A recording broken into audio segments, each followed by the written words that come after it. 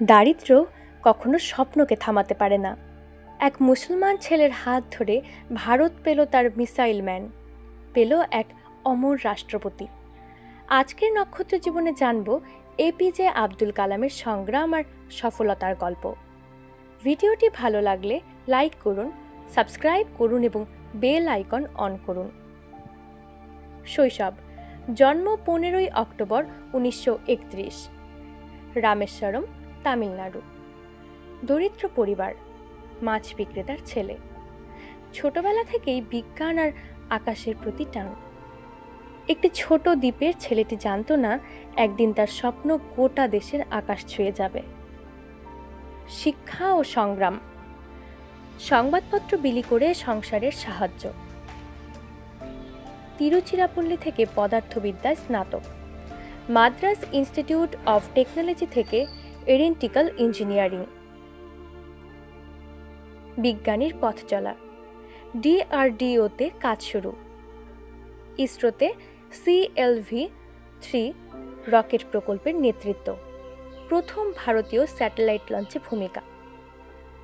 ভারতের missile man, অগ্নি পৃথ্বী নাগ missile প্রকল্প, 1998 সালের পোখরান নিউক্লিয়ার টেস্ট। দেশ তখন বুঝল প্রযুক্তি দিয়ে নিজের সুরক্ষা নিজেকেই করতে হবে, আর সেই নেতৃত্বে ছিলেন কালাম। রাষ্ট্রপতি হিসেবে 2002 থেকে 2007 রাষ্ট্রপতি। জনতার রাষ্ট্রপতি, সরল জীবনযাপন, ছাত্রদের অনুপ্রেরণা দিতে সারা জীবন ভ্রমণ। দর্শন ও উত্তরাধিকার, বিজ্ঞান, মানবতা, দেশপ্রেম, এই তিনে বিশ্বাস। স্বপ্ন বড় করো, তবেই বড় কিছু অর্জন সম্ভব। শেষ মুহূর্ত, 27 July 2025, Shillong IIM a lecture দেওয়ার সময় মৃত্যু। মঞ্চেই শেষ নিঃশ্বাস। জীবন দিয়ে শেখালেন জ্ঞান আর কর্মই আসল।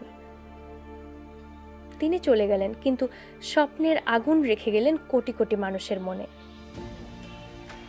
এপিজে আব্দুল কালামের কোন কথা বা কাজ তোমাকে সব থেকে অনুপ্রেরণা দেয়? কমেন্টে জানাও।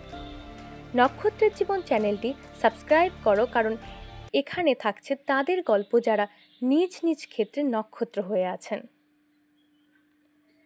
একজন বিজ্ঞানী, একজন রাষ্ট্রপতি নয়, এক স্বপ্নের নাম এপিজে আব্দুল কালাম।